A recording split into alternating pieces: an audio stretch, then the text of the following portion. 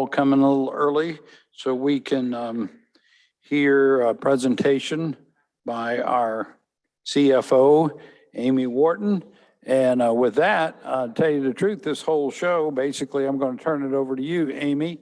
And I think she's got a presentation for us. Amy Wharton. By the way, Councilmember Seekings is with us, but he's online. And I guess everyone else is here other than Councilmember Waring. Great.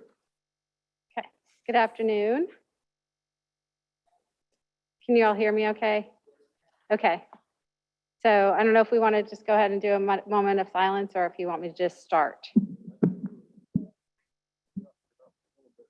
Better? Yes. Better. Okay, I'll get closer. Okay. All right, we'll just get started. Okay, so 2021 budget status. Just to go quickly over where we were as of August 31st. Expenditures, we are under budget in every department. And while it's a target as of the end of August, it's not really a projection to the end of the year. But we're going to dig down a little deeper because we're pretty under budget in most departments. And just, I think probably the hiring freeze, the fact that we're having trouble filling positions is probably keeping us from getting some things done. And also timing of just expenditures as well. So that's what it looks like. I know it's very, very small, but I will send you all this presentation. Is it not? Still having trouble hearing me? Is that better? Okay, so I don't know. I know you can't see that very well. I'll send it to you later, but this is basically where we are as of August 31st, 2021.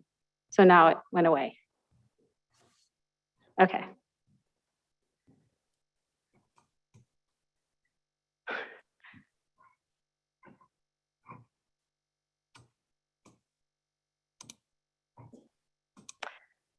Okay.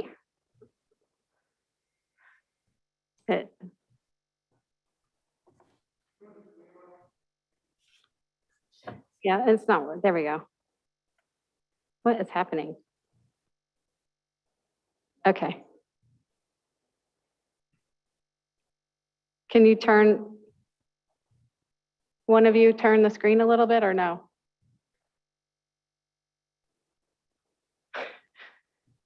I don't think anybody really wants me to do a budget workshop today.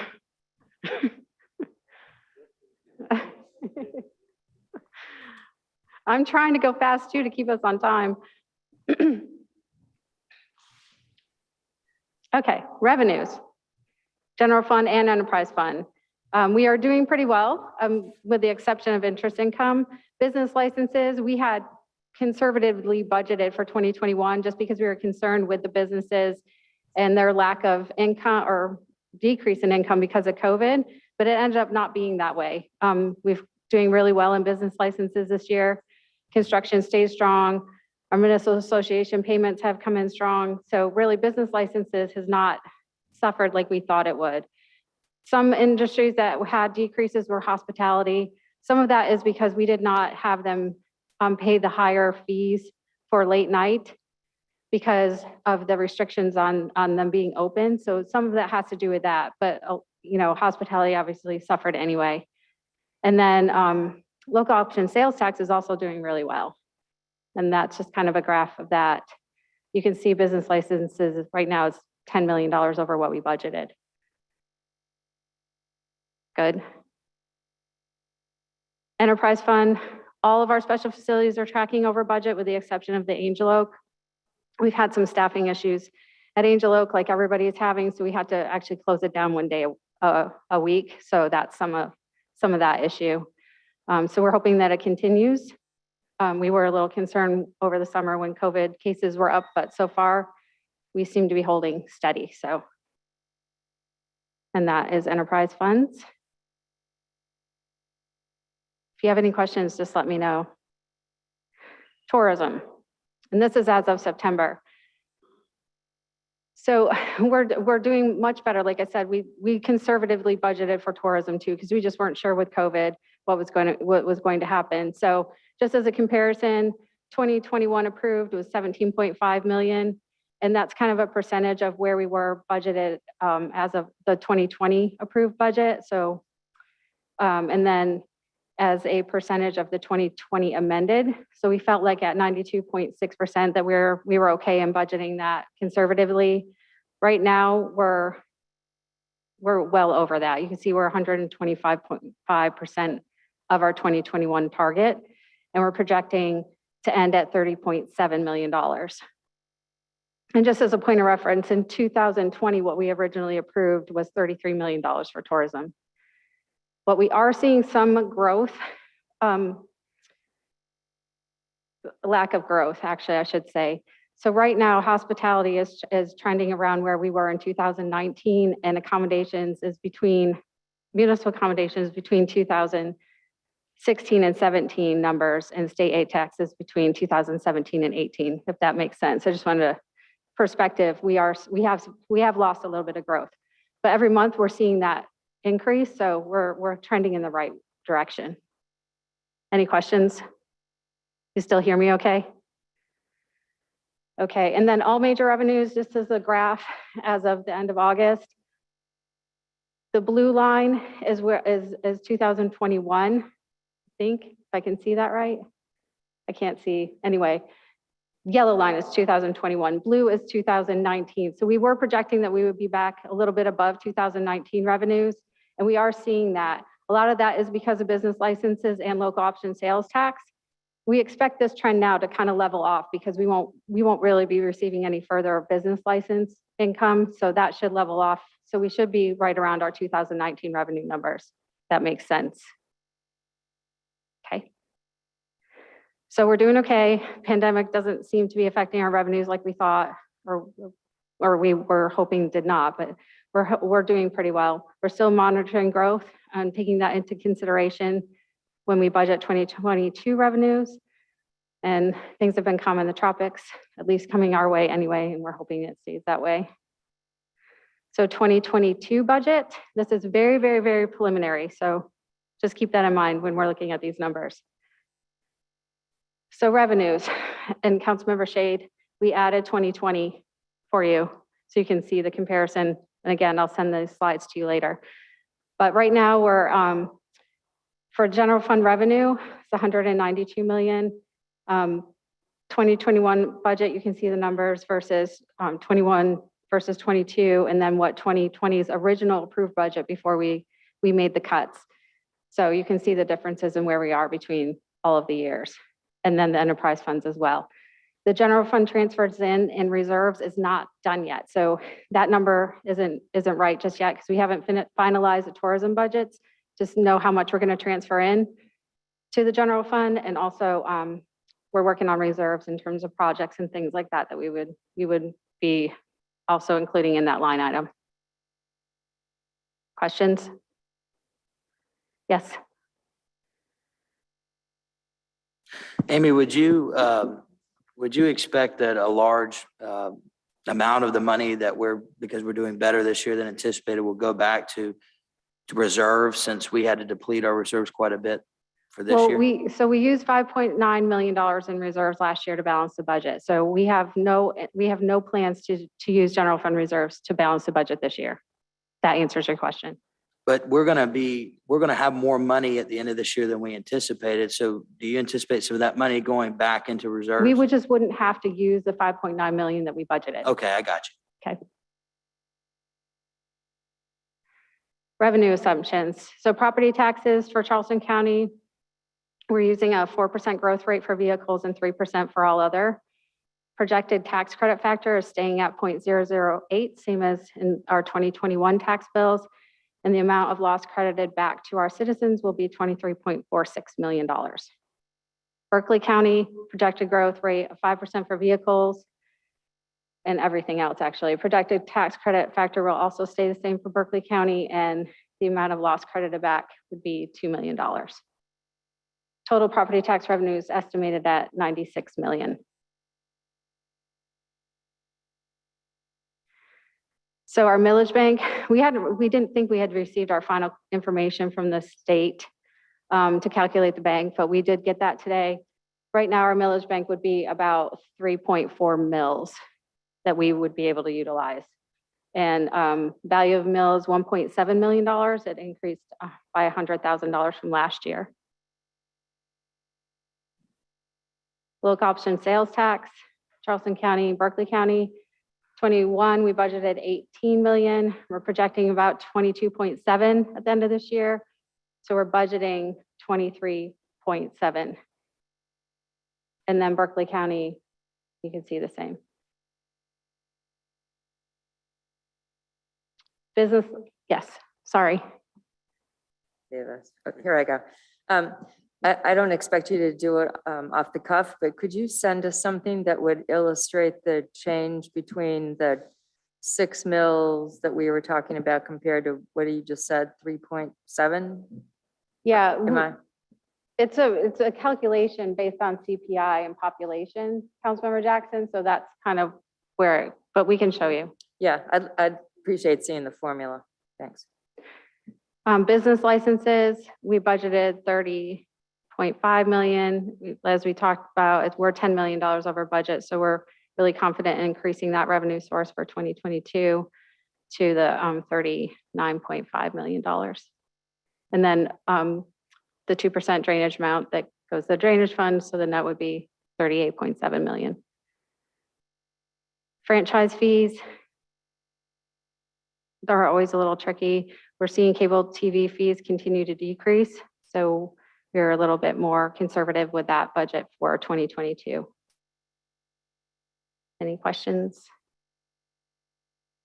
Parking revenues, 2021, we budgeted 16.4 for garages and lots and 2.6 for meters. We're projecting 18.4 for garages and lots and 2.9.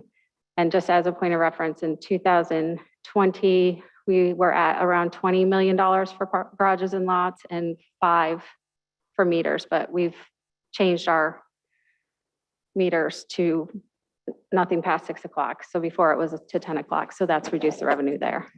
Amy, and Yes. when you come to these parking revenues, are you able to calculate tourist-related parking revenues versus regular businesses? Like I use the Queen Street garage and We can't because we can do transient versus monthly parkers, but I wouldn't be able to tell you who's a tourist and who's not a tourist. Does that make sense?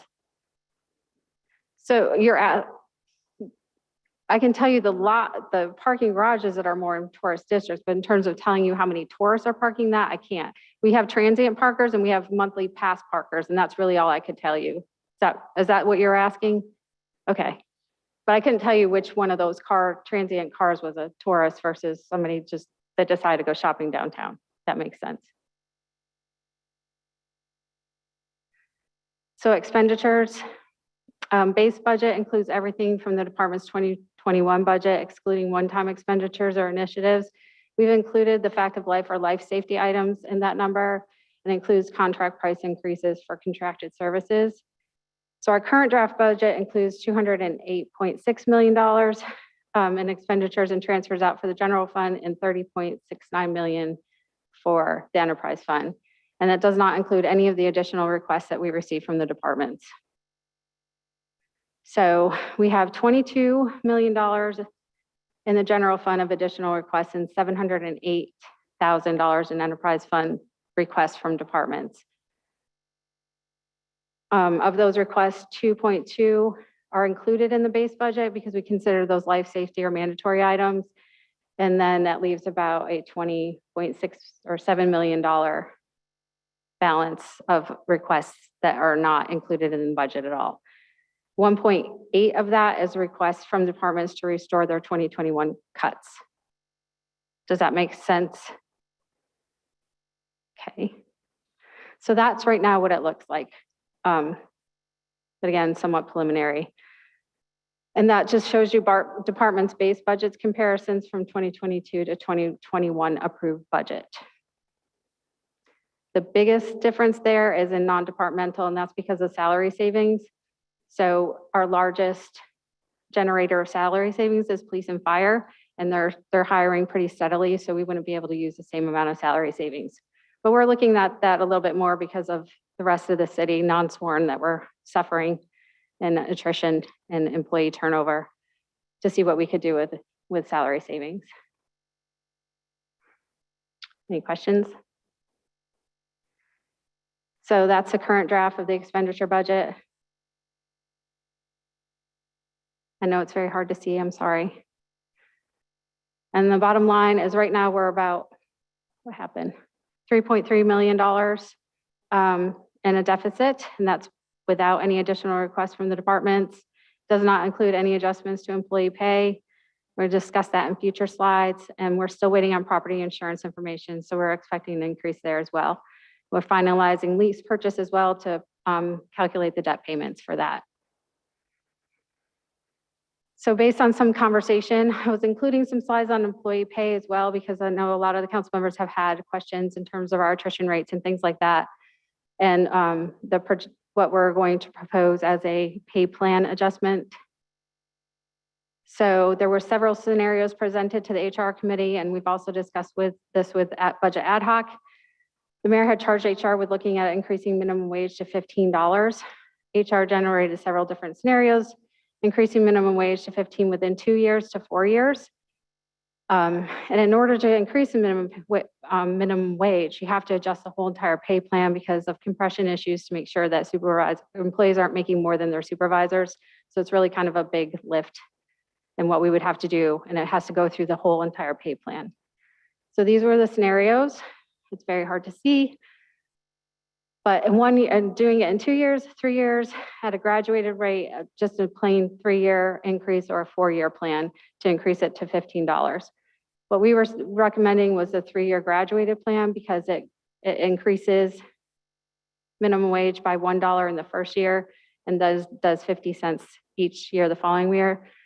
Just because we know a lot of our municipalities around us are adjusting their pay plans, and that would kind of get us a little bit of a boost to be closer to what they're doing. But it's very expensive. You can see in the first year, it would be a $6.9 million to the general fund. Which that slide is basically everything I just said, except for, like I said, North Charleston and Housing Authority are already at least $15. The county's plan is to raise their minimum wage. We're already a little bit behind them in some positions. Mount Pleasant has undergone a salary study. They haven't fully implemented yet, but I think that's going to their city council tonight. And they made some very significant increases. So everyone received at least a 5% increase, with some getting up to 14%. Amy, if you could Yes. hold it right there, go back to that screen if you don't mind, please. So what's the difference between what the mayor has recommended and what it says our recommendation is? What is the difference in those two He plans? just said a 3-year plan. So we did it 2 different ways. So one is a graduated way and one is just a straight, do $1 a year or 50 cents. I can go back here. So you see the graduated, the first year it would raise minimum wage by $1. It's hard to see the board, I that's know, why I'm But asking. the first year in the graduated plan would raise minimum wage by $1. In the regular 3-year plan, it doesn't do it that aggressively. It's more, I can't see either how much it would be per year. But it's 50 cents, right? 60 cents per year in just the regular 3-year plan. But the graduated would do a year or $1 the first year to get us kind of ahead of everybody or close to where everybody else is. That makes sense. That makes sense? No, it's kind of hard to see the board. It's kind of hard to hear you. So it's, Okay, So so I in think the graduated plan, in the first year, it would raise minimum wage by $1. So we would go from $13 to $14 in that first year. If you did the just straight 3-year plan, it would raise minimum wage by 60 cents. So it would go from $13 to 60 cents. Oh, and it would do that each year. Whereas in the graduated, you're bumping everybody up a little bit more in the first year and then coming down a little bit, so for 50 cents for the next 2 years. Does that make sense? So the first year on the graduated plan, $1, 50 cents for the second year, and 50 cents for the third year. So they're both 3-year plans. Right. It's just the One of them graduated, spreads it out a little more evenly, and the big difference is in the year one, $6.9 million to make it all happen versus $4.6 million to make it all happen. So there's a delta of about $2.3 million in year one, but you pay it back in year 2 and 3. That's right. But my follow-up question is this. So it's like a $2.3 million difference, as I understand that right, in year 1.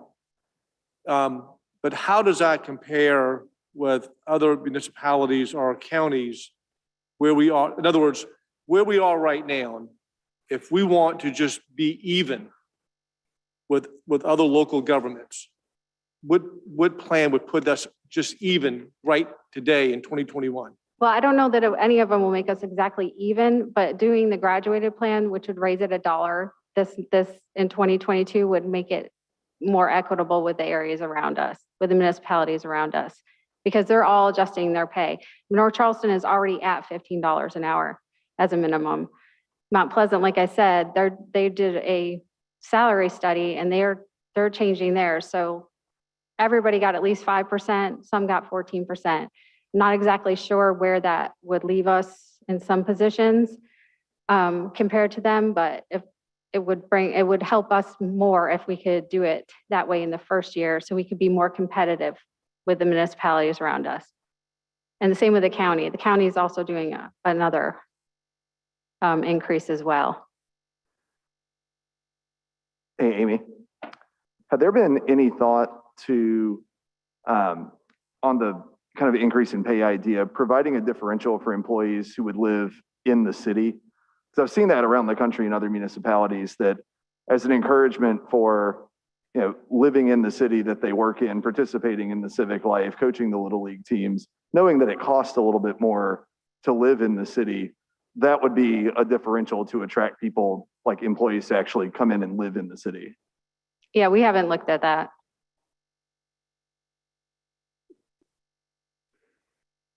Any other questions?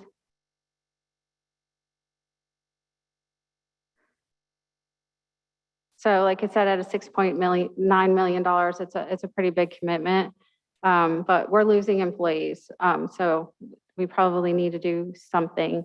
Having a staffing problem could cause an even bigger staffing problem because people are tired and working harder and harder every day, especially in our hard labor positions.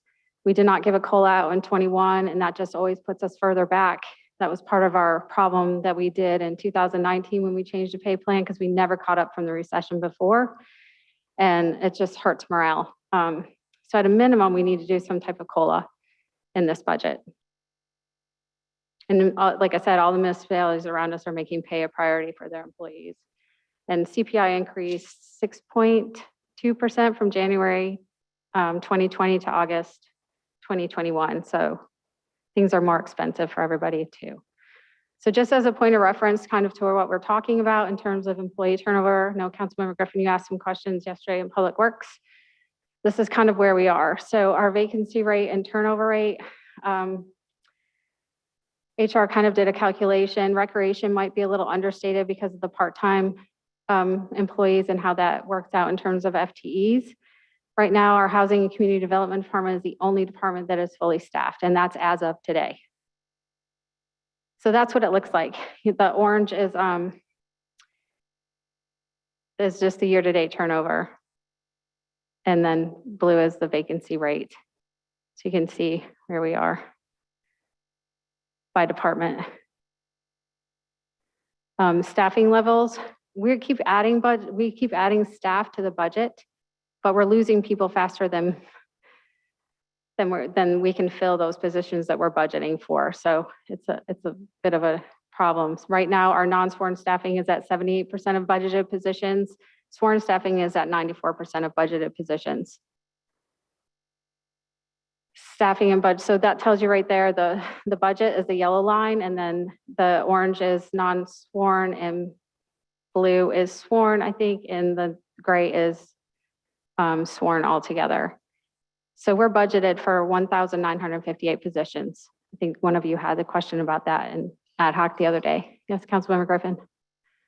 What does that do to our budget if we have a position sit vacant in a department for an extended amount of time, and that department, let's just say, for example, we talked about it yesterday, in some of our departments, we're looking at maybe only 50% staffed. What does that do to our numbers in terms of what we look for next year? And where does that revenue go, or where does that expense go over that extended amount of time? So what we do is salary savings, Councilmember Griffin, which always reduces the budget and helps us balance budget. And that's what we increased last year. So we don't feel like we can do the same level just because of police and fire. So that would be that. But when you have such shortages in departments, then they can't get certain initiatives done as well. So then you have savings at the end of the year, right? Which then would go into our general fund reserves. Is really what would happen. Does that answer your question? Okay. And Yes. doesn't, I mean,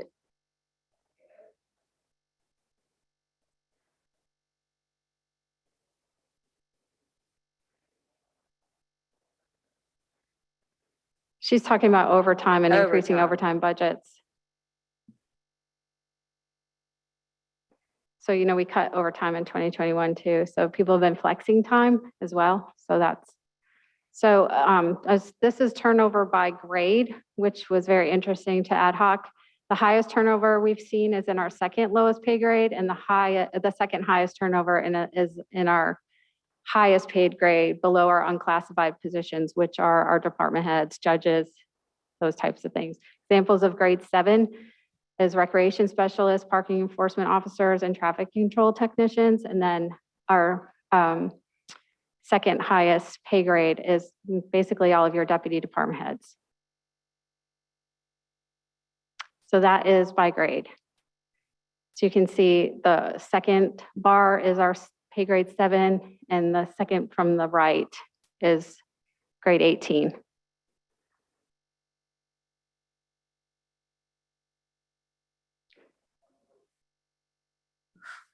Amy, do we have any data as we continue to grow as a city with population, how many jobs we should have, and sort of where we are in terms of what number of employees that we have now compared to, because you said we had budgeted 1,900 employees, but what number are we actually at today? Do you know?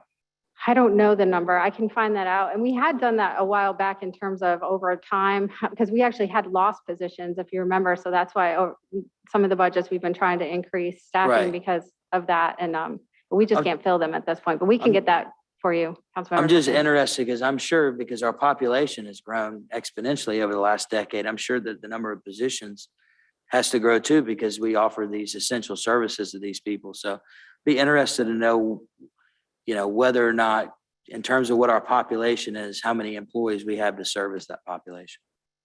We can get that for you. So this is just, the next graph is just total turnover through September of each year. Non-sworn turnover is at its highest level that we've ever seen, and sworn turnover is reaching its lowest level. And that's mostly driven by fire, but police is dropping to its third lowest rate right now as well. So that is, obviously we always use red and blue for police and fire. The gray line is all sworn together. Yellow is non-sworn. Green is city overall, with including non-sworn and sworn. You see how we're projecting a 24% attrition rate by the end of 2021 for non-sworn staff. And then that's just through year end, which is what I was just talking about, the 24%. And that's really all I had. I just wanted to kind of put that in perspective in terms of what's happening with our employee turnover. We have to get the draft budget to you by November 23rd. We have an ad hoc meeting on November 10th, which we plan to have the finalized budget at that time to go over with them. And we're planning a workshop the week of the 15th with all of you to give you the budget and go through it. Have any questions? I want to ask one question. Amy, do you know how many people that we are losing in each department? I do. It's hard to see, Councilmember Mitchell, but that's kind of this, well, let me see. We can get that in a better way so you can see it. I will get it for you. Any other questions? Any other questions for Amy? could you just All right. repeat the workshop date? It's November 10th. We have more, Councilmember Jackson, but the one where we're going to give you the budget is November 10th.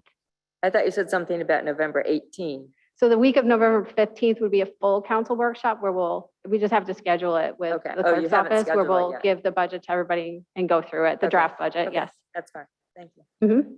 So Amy, could I ask, I bet you're going to do this anyway, send this slide deck Yep. to all the council members and then just leave it up to all y'all to please review again and let her know if you have any questions, because reading the chart from here I is a know. little difficult and hearing this can be a challenge too. So if you'll send that out, we'll Mm-hmm. be open to send you any questions that come up. How about that?